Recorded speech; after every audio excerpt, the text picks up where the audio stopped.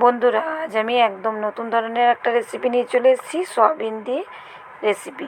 তো সয়াবিনের রেসিপিটা এভাবে যদি তৈরি করেন তাহলে কিন্তু মাংসের স্বাদকেও হার মানাবে, এতটাই টেস্টি হয়। তো রেসিপিটা কিভাবে তৈরি করছি দেখতে থাকুন, আশা করছি রেসিপিটা আপনাদের ভালো লাগবে। তো পরিমাণ মতো এখানে আমি সয়াবিন আগে থেকে জলে ভিজিয়ে রেখে দিয়েছি, তাই এখানে আর সয়াবিনটাকে আমাকে সেদ্ধ করার প্রয়োজন নেই। আর আলু আমি সেদ্ধ করে নিয়েছি, তো আলুর খোসাগুলো ছাড়িয়ে নিয়েছি। এখানে আমি 6টা আলু নিয়েছি, আপনারা আলুর পরিমাণ সয়াবিনের পরিমাণ বাড়িয়ে কমিয়ে নিতে পারেন। তো কড়াই বসিয়ে দিয়েছি, কড়াইয়ে পরিমাণ মতো তেল দিয়ে দিলাম। এবার আমি সয়াবিনগুলোকে লাল লাল করে একটু ভেজে নেব। তো সয়াবিনটা দিয়ে দিয়েছি, এবার নাড়াচাড়া করে একটু ভেজে নেব। আর সয়াবিনটা ভাজতে খুব একটা সময় লাগে না, দেখুন খুব তাড়াতাড়ি কালার চলে আসে। তো সয়াবিনটাকে আমি ভেজে এবারে সয়াবিনটাকে তুলে সাইডে রেখে দেব। সয়াবিনটা কিন্তু আমার ভাজা হয়ে গেছে। এবার ওই কড়াইয়ের মধ্যেই আমি আবারও পরিমাণ মতো তেল দিয়ে দিলাম। তেল দিয়ে এখানে আমি কিন্তু এটা একটু স্কিপ হয়ে গেছে, এখানে আমি জিরে ফোড়ন এবং একটা শুকনো লঙ্কা ফোড়ন দিয়েছি। তো ফোড়নটা ভাজা হয়ে যাওয়ার পর এখানে একটা বড় সাইজের টমেটো দিয়ে দিয়েছি। এবার টমেটোটা দিয়ে টমেটোটা একটু গলে যাওয়া অবধি আমি একটু নাড়াচাড়া করে নেব।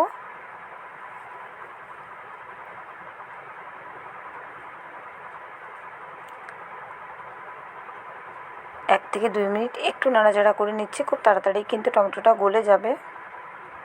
তো কিছুটা গলে গেলেই এই পর্যায়ে এখানে আমি কিছু মশলা অ্যাড করব। এখানে আমি আদা, রসুন এবং পেঁয়াজ বেটে নিয়েছি। তো সেটা আমি এখানে 2 চামচ ভর্তি করে ব্যবহার করলাম। আদা, পেঁয়াজ এবং রসুন বেটে নিয়েছিলাম। তো একটু বেশি পরিমাণে বেটে রেখেছি আমি, সেই কারণে সেই জায়গা থেকে আমি 2 চামচ ভর্তি করে এখানে দিয়ে দিলাম। 1 চামচ জিরের গুঁড়ো, হাফ চামচ ধনের গুঁড়ো দিয়ে দিলাম, হলুদের গুঁড়ো দিয়ে দিলাম পরিমাণ মতো। এবার এখানে দেব কালারের জন্য আমি 1 চামচের মতো কাশ্মীরি লঙ্কার গুঁড়ো।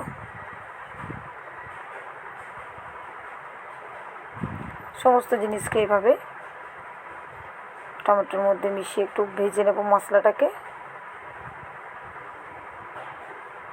এই পর্যায়ে কিন্তু টমেটোটা গলে গেছে খুব সুন্দরভাবে, দেখুন।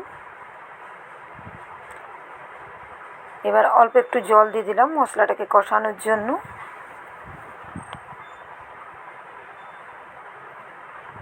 তো এবার মশলাটাকে খুব ভালো করে কিন্তু আমি এভাবে নাড়াচাড়া করে কষিয়ে নেব।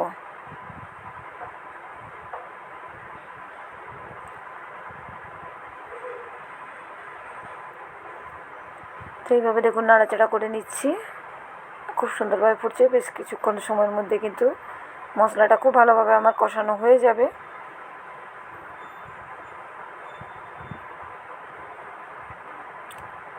এবারে এর মধ্যে একটা কাঁচা লঙ্কা দিয়ে দিলাম, আর আদা, রসুন, পেঁয়াজ বাটার সঙ্গে তো আমি একটা লঙ্কা বেটে দিয়েছিলাম। এখন আবারও একটা লঙ্কা দিয়ে দিলাম, হাফ চামচ চিনি দিলাম, দিয়ে ভালো করে আবারও মিশিয়ে নেব।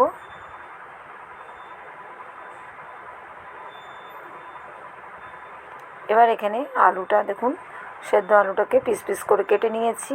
তো তার মধ্যে থেকে কয়েকটা আলুকে এভাবে আমি ভেঙে দেব হাত দিয়ে। তো এইভাবে কয়েকটা আলুকে ভেঙে দিচ্ছি, আর বাকি এবার আমি আলু এবং সয়াবিনগুলোকে দিয়ে দিচ্ছি।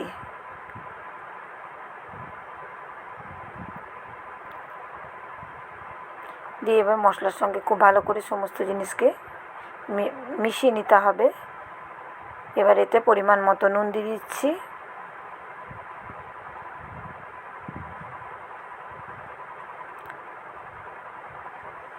তো নুন দেওয়ার পরে আবারও ভালো করে একটু মিশিয়ে নেব, কষাতে থাকবো। দেখুন কষাতে কষাতে খুব সুন্দরভাবে কিন্তু বেশ শুকনো শুকনো হয়ে আসবে।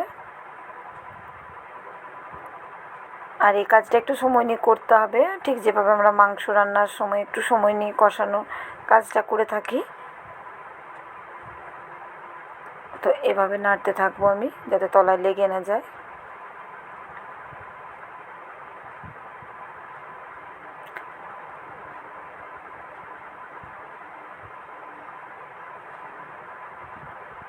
তো এটা খুব ভালো করে আমি কিন্তু কষিয়ে নিয়েছি। এবার এর মধ্যে আমি স্বাদ অনুযায়ী মানে পরিমাণ অনুযায়ী জল দিয়ে দিচ্ছি। তবে খুব বেশি জল দেবেন না, এতে করে কিন্তু স্বাদটা নষ্ট হয়ে যাবে। তাই একদমই অল্প একটু জল দিয়ে দেবো, দিয়ে খুব ভালো করে আবার ফুটিয়ে নেব। যেহেতু আলুটাও সেদ্ধ আছে সমস্ত জিনিস, তাই খুব একটা জল এখানে ব্যবহার না করাই ভালো, তাতে কিন্তু স্বাদটা নষ্ট হয়ে যেতে পারে।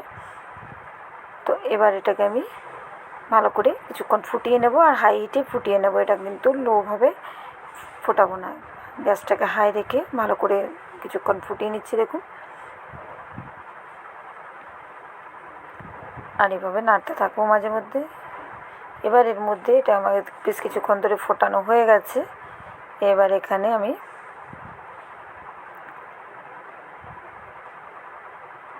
গরম মশলা অল্প একটু অ্যাড করলাম, আর কাসুরি মেথি দিয়ে দিলাম হাফ চামচের মতো, দিয়ে খুব ভালো করে আবারও 2 মিনিট মিশিয়ে নেব। আর এই একটু থকথকে ধরনের হবে, একদম শুকনো করব না আমি। আর এই পর্যায়ে আমি দেখুন গ্যাসটা কিন্তু বন্ধ করে দেব, আর এর চেয়ে বেশি ফোটাবো না, কারণ এতে কিন্তু যখন একটু ঠান্ডা হয়ে যাবে এটা কিন্তু অনেকটাই শুকনো হয়ে যাবে। তাই আবারও 1-2 মিনিট একটু নাড়াচাড়া করে নিচ্ছি। আর আমার রেসিপিগুলো ভালো লাগলে like, comment, share, channel subscribe করার অনুরোধ রইল। যারা ফেসবুক থেকে দেখছেন অবশ্যই পেজটা ফলো করার অনুরোধ রইল। তো দেখুন এবার আমি গ্যাসটাকে বন্ধ করে দিয়েছি, নাড়াচাড়া করে এটা কিন্তু ঠান্ডা করে নেবো। ঠান্ডা করে নিলেই কিন্তু একদম শুকনো শুকনো হয়ে যাবে, আর খেতেও ভালো লাগবে এভাবে একটু গ্রেভিটা থাকলে। তো আজকের মতো এই পর্যন্ত, পরের আবারও একটা রেসিপিতে আপনাদের সঙ্গে দেখা হচ্ছে।